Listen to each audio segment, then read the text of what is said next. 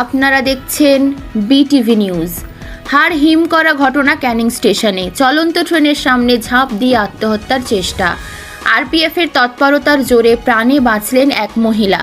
Rail police সূত্রের খবর, বৃহস্পতিবার দুপুর 1টা নাগাদ ক্যানিং স্টেশনের 2 নম্বর প্ল্যাটফর্মে ডাউন শিয়ালদহ ক্যানিং লোকাল ঢুকছিল।